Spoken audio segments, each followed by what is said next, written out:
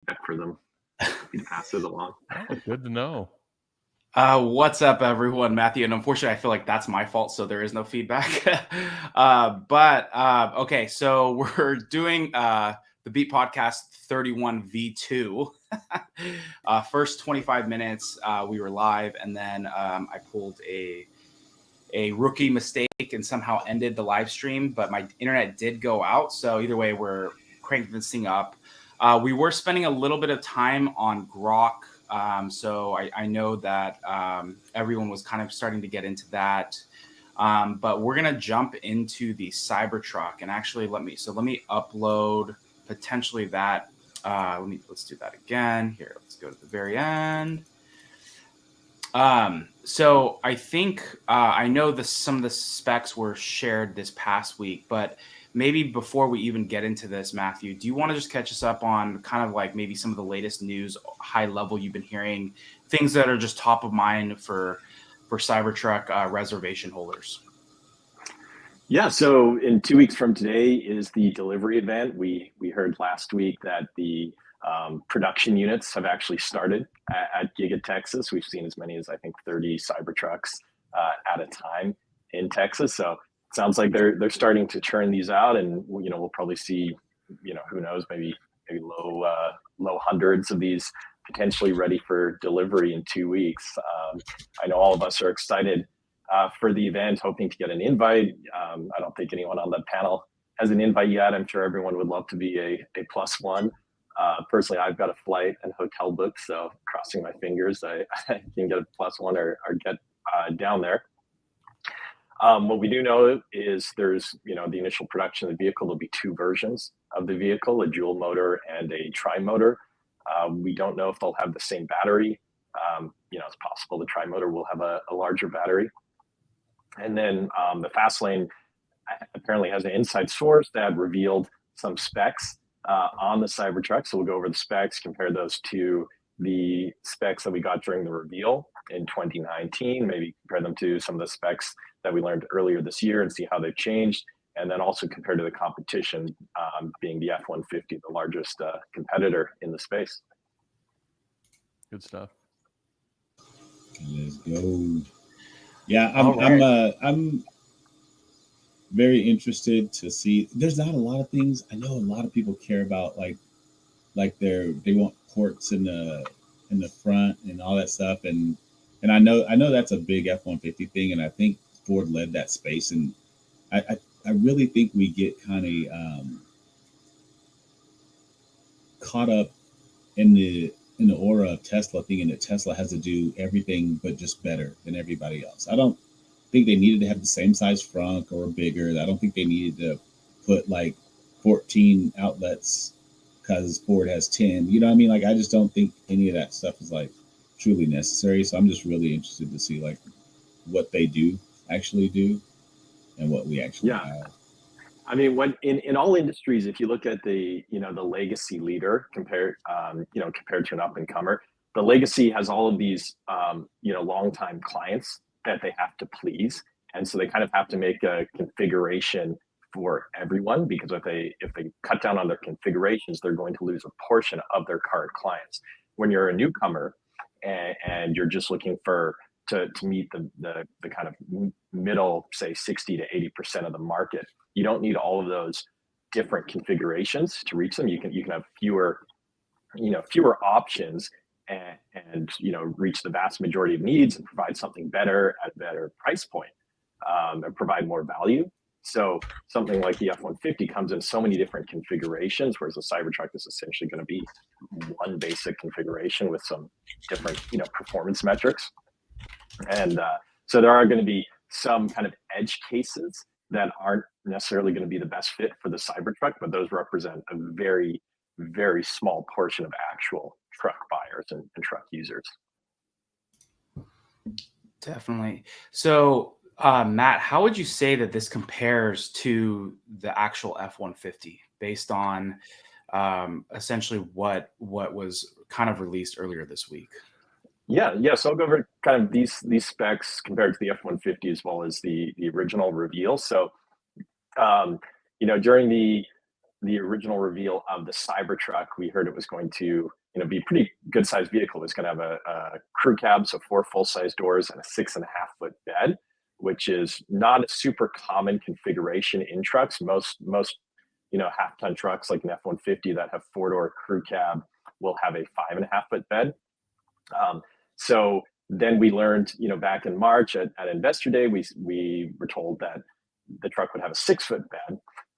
Later, during an earnings report, Tesla said this vehicle would have a length under 19 feet. So we thought the length would be just over 19 feet. Now we're finding out it's going to be just under 19 feet. Oh, well, actually significantly under 19 feet, 18.6 feet, which is significantly shorter than an equivalent F-150. So if you look at your typical F-150, which is usually configured in a Super Crew with a 5.5-foot bed, that truck is 231.7 inches long, whereas the Cybertruck is 8.5 inches shorter. So significantly shorter. Plus it has a 6-inch longer bed.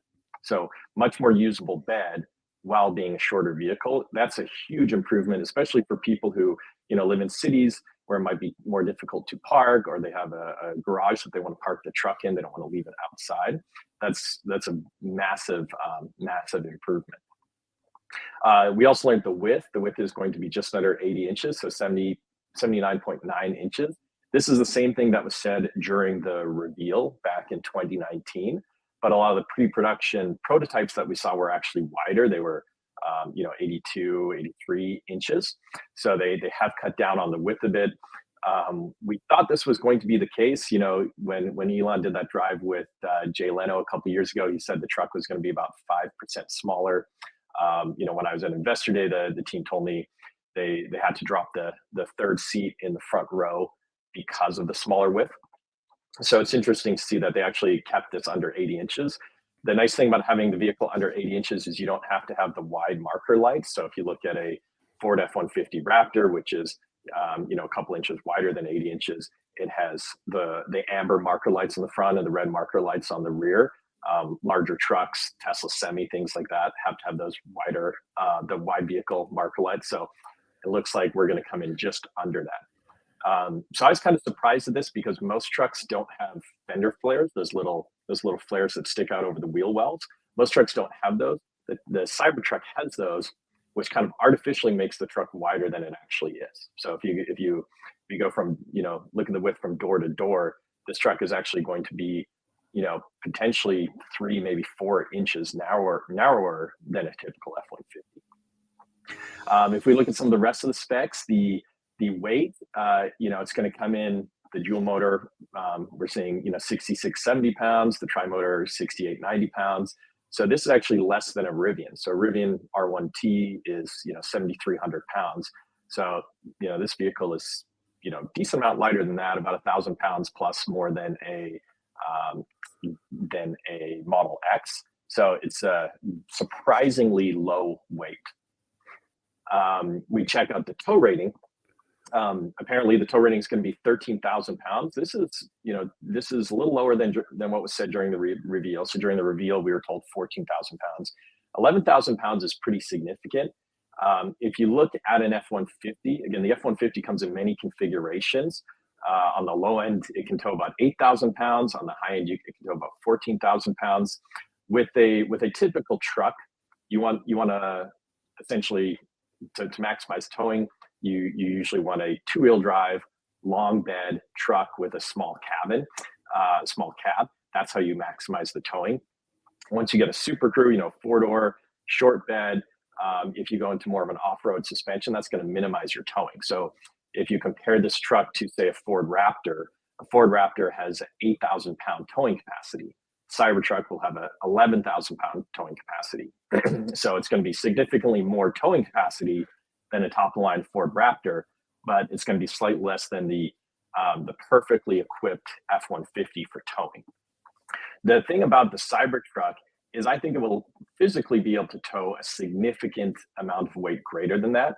Tesla usually sandbags the towing capacity. So if you look at the Model X, towing capacity on a Model X is 5,000 pounds, even though equivalent SUVs of that size and that power can tow, 8,000, 9,000 pounds. Tesla says the towing capacity is 5,000 pounds. And I think Tesla does that on purpose because they don't want some magazine testing a Model X towing a 9,000 pound weight and having its range cut way down. So they say, oh, it can only tow 5,000 pounds. So it's tested to tow 5,000 pounds.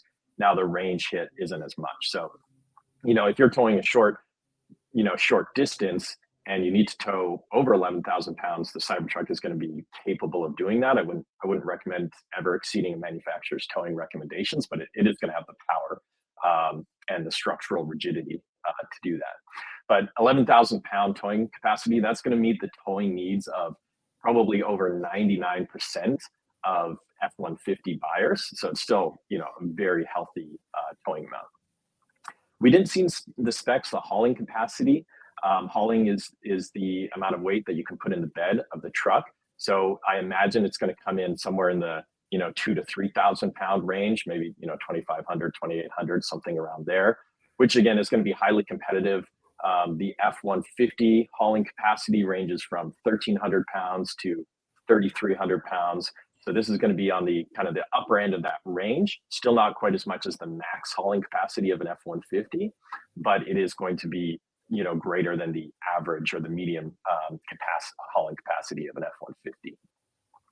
We talked about the bed length, very impressive. Again, having a 6-foot bed, if you fold down the tailgate and that adds, say, another 2.5 feet, it means you can put in an 8 by 4 foot sheet of plywood or sheet of drywall comfortably in the truck without anything sticking out the back of the truck.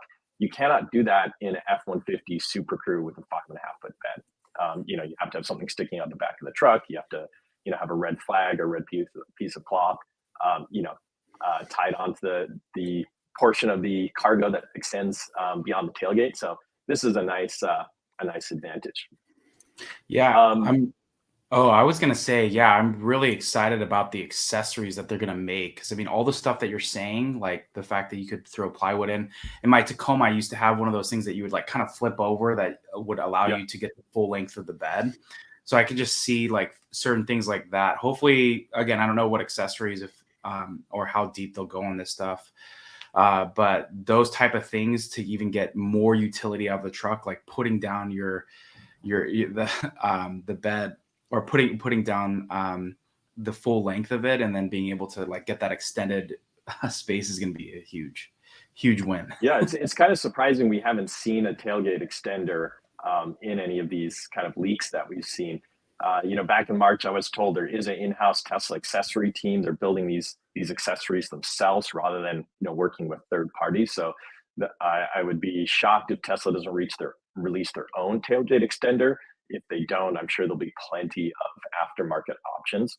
But yeah, if you want to make this an 8-foot bed, you can do that. Some of the other specs we saw was the. Oh, go ahead, Jeff. Oh, sorry. I was just going to make a comparison. I think one of the questions, Matt, that a lot of people are thinking of, like, will this thing fit in my parking spot or garage? And I'm just trying to, like, if you're a Model Y owner, it looks like it's about 3 feet or so longer than a Model Y. And I think if you're a Model X owner, it's about 2 feet, 2 inches longer than a Model X. So I just want to throw out those comparisons, and people want to walk out to their garage later or parking spot. Yeah, I might need to. Do we know, is it a lot taller or is it the same height? I know we've seen comparisons. Do we know against the Model X? Does anyone know off the top of their head? Model X is 79 inches, I think, tall. Okay. What is this? If ChatGPT that sounds is right. high, Jeff. That sounds high. Yeah, it does sound high. So Height. the specs that we saw here, it says that the overall height at the medium setting is 70.5 inches. I read the wrong thing. 66. 66. Model So X. 4 inches taller than the Model X. Okay. If you think about, one of the market segments Cybertruck is going after is the high-end kind of off-road themed truck, like the Ford Raptor. And Ford Raptor is, slightly lifted truck. If I drive my Raptor to my sister's place, which is a condo in downtown Seattle, I literally can't get it in the parking garage. It's too tall to go into the parking garage. The Cybertruck, you can put on lower suspension and it will actually be able to get in there. So My sister lives in this condo. I'm sure a lot of people live in condos or apartments where they literally cannot buy a top line Ford because they cannot drive it into the garage.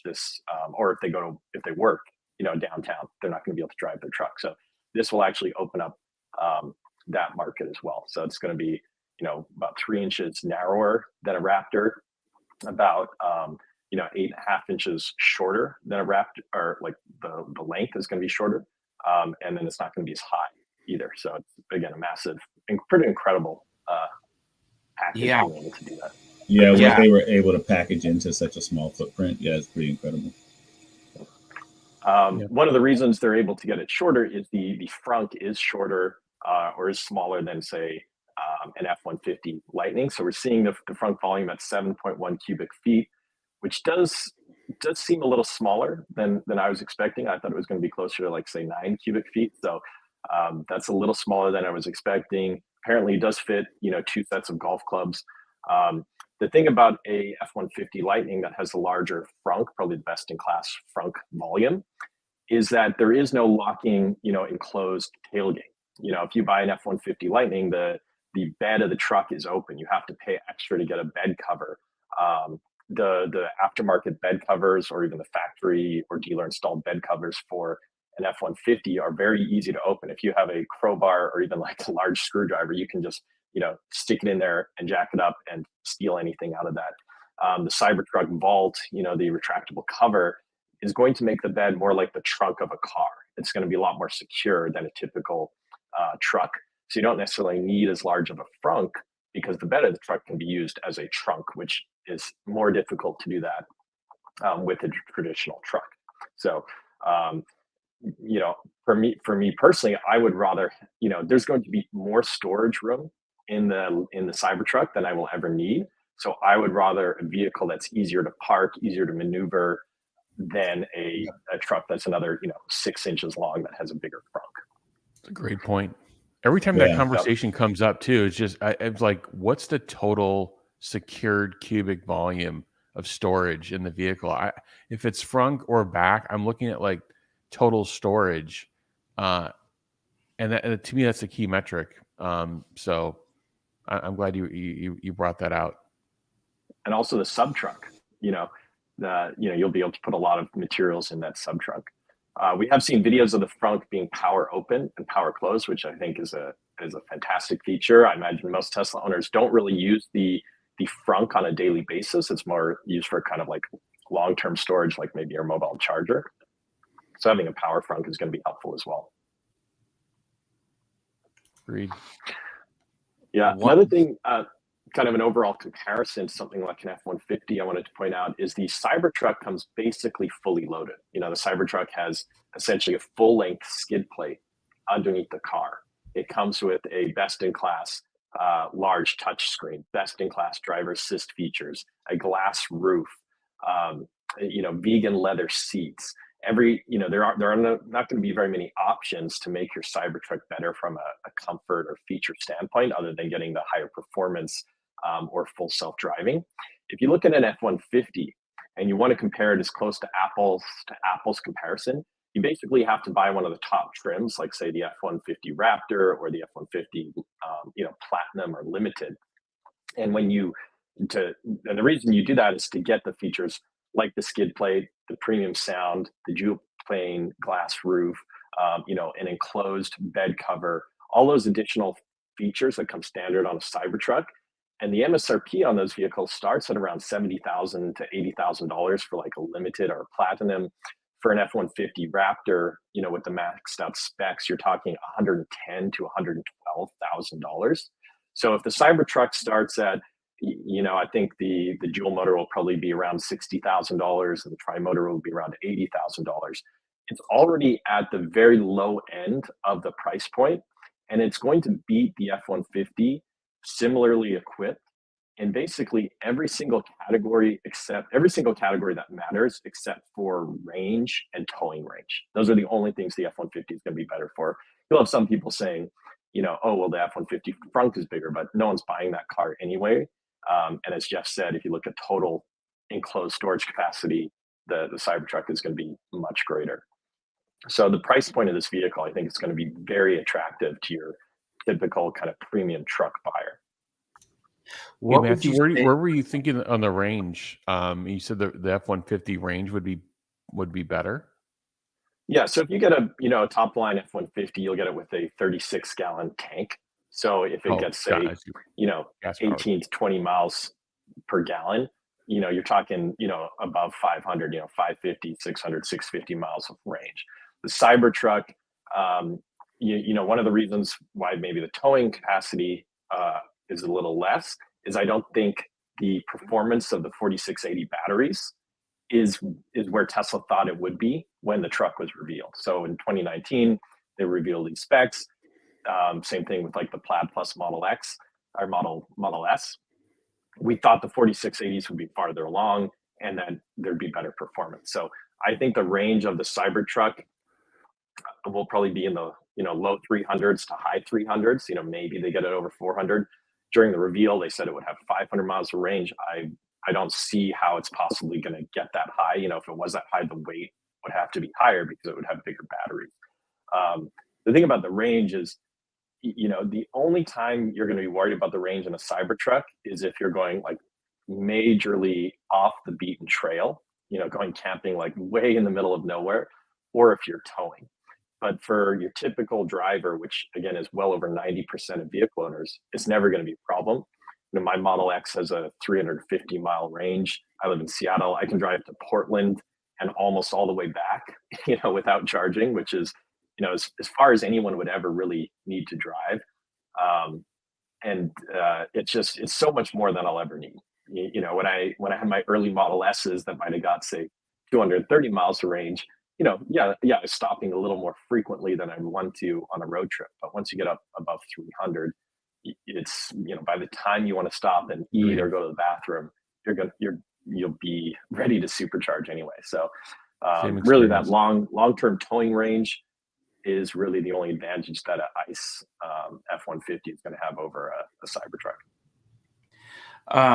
One thing I wanted to mention, so when you think of like the Ford Raptor, but then also the Ford F-150 Lightning, and potentially even the Rivian, like what are the big things that potentially even, let's say, these other EVs have, like the Rivian or the F-150 over the Cybertruck versus like the specs going the other way as well? Like, at least based on what you're saying, like outside of the look. So let's say you get, because I know that that's obviously polarizing to some people.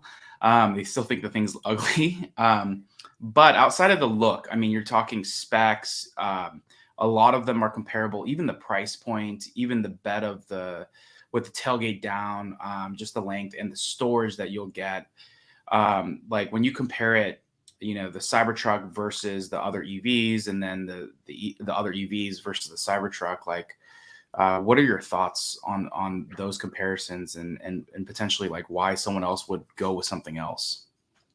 Yeah, so I'll start with the F-150. That's the competitor. We don't need to have the Cybertruck stealing market share from the F-150 Lightning or the Rivian or the Hummer SUT. Like those volumes are so small, it's inconsequential. We're going after that 700,000 unit a year F-150. So the biggest advantages other than range for the F-151 is there's many configurations. So if you have a very specific business need or utility need, you can configure an F-150 in a way that might suit you better than the Cybertruck. Certainly the Super Crew, 4 full-size door cab in an F-150 is bigger. So if you're carrying around, 5 big adults and you want to have 3 big, large adults in the back, or maybe even the bench seat in the front and a 6th adult in the front, there's going to be more room in the cab.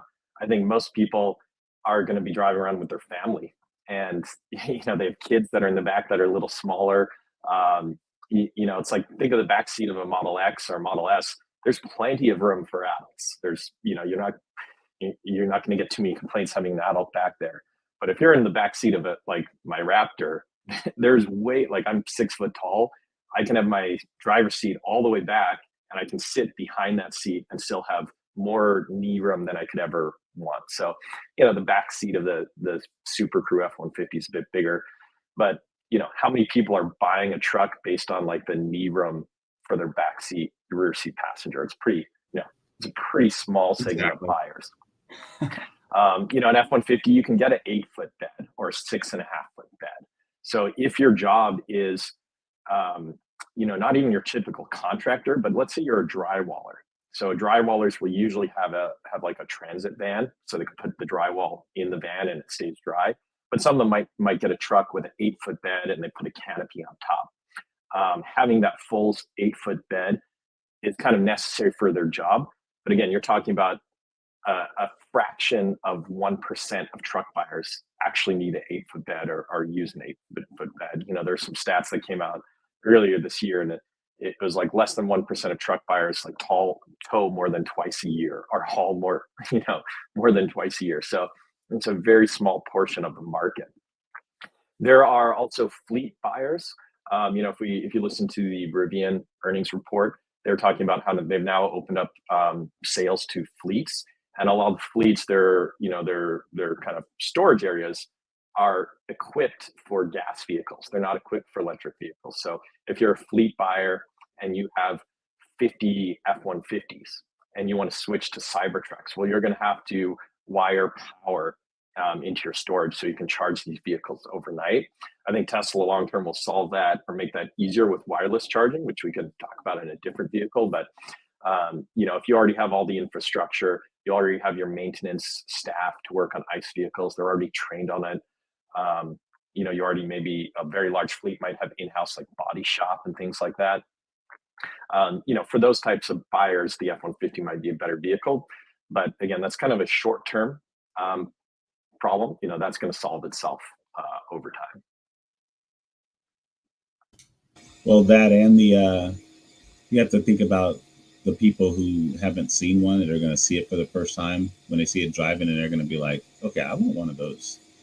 Like that's a whole different customer, because that's what happened with the Model 3. I remember people did not like the looks. They did not like the single screen. But then once it started selling and people started seeing them at meets and seeing them on the roads, and people started buying them up and really wanted to have a Model 3. I think that same type of effect, just on a greater scale, is going to happen with the Cybertruck. Yeah, this is the ultimate butts in seats car, which is another great thing about Tesla is, you can be an 18-year-old kid and you can go to your local mall and walk up to the Tesla dealer or the Tesla store and say, hey, can I drive this Plaid Model S that goes 0 to 60 in 2 seconds? And as long as you have a driver's license and insurance, the staff there will say no problem, and they'll let an 18, 19-year-old kid go take off in a Model S. They'll drive around for half an hour or an hour. They'll take their TikTok videos, and they'll tell all their friends about that incredible experience. And they're going to have this, it's like a halo card, they're going to have this desire to buy a Tesla. Maybe when they're a couple of years older and they've got a full-time job, maybe they'll buy a Model 3 and eventually get their dream car, which might have become a Model S Plaid. Same thing will happen in a Cybertruck. You'll be able to go to the mall and drive one of these trucks. If I go to my local Ford dealership and I want to drive a $110,000 Ford Raptor, they make me sit down for 30 minutes and really like convince them that I might buy this car. They might even not let me drive it. They might want to keep the miles low because they only have 1 or 2 of these cars on site. If I'm a 20-year-old kid, they're absolutely not letting me drive the car unless I do like a credit check, like commit to buy it if I want to. So, each dealer, a Ford dealer, is only incentivized to sell the vehicles they have on hand. They have no long-term incentive of promoting Ford or the brand or building lifetime clients, because dealers essentially will only sell to their local market, or they'll sell outside of their local market if they have the absolute best price, in the state, or a decent driving distance of other states. Whereas with Tesla are creating all of these fans by letting them drive these cars. So we're going to see an incredible kind of halo effect from the Cybertruck as well. Can you comment a bit on that, Matthew, of like at a Ford dealership today, really quick? There's a gas-powered F-150 hybrid. There's a electric. What's kind of going on in the mind of the dealer right now? We see the days of inventory ballooning over 120 or more on the electric version. when they have those three options and they have a customer that wants an F-150, what do you think's going through their minds during that process? So your typical dealer, the only thing they want to do is sell the vehicles that are on their lot.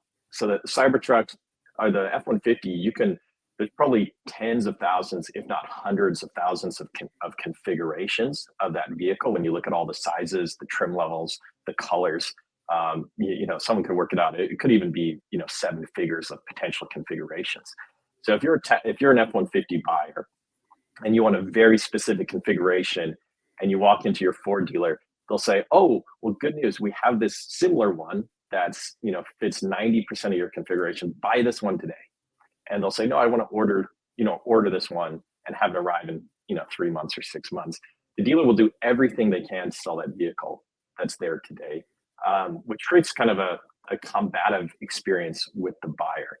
And then if the buyer does actually order it, there's no incentive for the dealer to give them any kind of great deal. So you're always going to get a much better deal on the vehicle that's there today. These dealers, they don't typically own any of the vehicles on their lot. They have what's called a floor plan, which is essentially financing. So if they have, let's say, $3 million of vehicles on their lot, they're paying up to 15% interest on that $3 million every month. And, Ford might kind of cover the first month or two of interest on new vehicles that arrive. But anything after that is not covered by the Ford floor plan. They're paying out of pocket. So they're going to push the oldest vehicles that they have on their lot first. And they're going to push what's easiest to sell. So if a Lightning is difficult to sell, they're going to switch the buyer to whatever's easier to sell. In general, when you go to a dealership, they always try and sell you the very cheapest vehicle you'll be happy with. And because they know for most buyers, they only care about a payment. So if someone comes in and says, I want the $110,000 Ford Raptor, they're going to say, well, take a look at the $60,000 Ford F-150 Tremor. It's 80% as good as the Raptor at half the price, because they know when the buyer sees their payment on the Raptor is going to be $2,000 instead of $900. They're probably not going to buy a $2,000 a month truck. So dealers are always trying to push people to the cheapest car that they can actually afford to buy. They're trying to sell that vehicle as much as possible. Dealers around me still have massive markups on their car. I saw a Raptor on Twitter that had $100,000 markup on a $110,000 car. Crazy. Obviously, dealers aren't getting those markups like they were a year ago or 18 months ago, but it's still like a really uncomfortable buying experience where you have to battle with all these dealers just to buy a truck from them. We're also hearing a lot of pushback from dealers where they don't want to sell EVs. They don't want to put in the infrastructure, the charging infrastructure. They don't want to retrain all of their techs. Most dealers will make half of their profit from their service center if their EVs offer less service. It's long-term, not in their best interest to push any of these cars. And then when there are updates that the dealer can't, or that say the manufacturer can't perform over the air, they have to be done at the dealer, which means even if that update is free for the consumer, the dealer is charging Ford to perform that update. So if your F-150 Lightning has a software update that can't be done over the air, you go into, I'd go to my local Ford of Kirkland store, they would install that update. If it's on, my car's under warranty, so it's not going to cost me anything, but then that dealer is going to charge Ford, 30 minutes of labor or an hour of labor to do a software update. So it's really a poor experience from the buyer to the dealer and from the dealer to the manufacturer. Yeah. Thanks, Matthew. I feel like more and more, I mean, we all knew this, but I think more and more we're seeing the outcome. And I think these companies are also seeing the outcome of how their business model is just way upside down. I mean, the UAW strikes was the first example of that. But we're seeing, all of the repercussions of this. And, it's really going to be one of those things where, you start thinking 5 to even 7 years out from now, what are these dealerships going to continue to push, especially if these companies are barely even able to adjust to EVs, especially because, 1, they haven't learned it, 2, their techs haven't been trained, and 3, it's just going to be like a knowledge thing. So, but yeah, it's interesting time. I know we're at time, And I know, unfortunately, we had the cutoff. So I'll post the link to the other stream as well. Sorry again about this, that this morning. My internet literally shut off, which is crazy. And then, of course, I was joining and tried to, but either way, it got shut down. So sorry about that.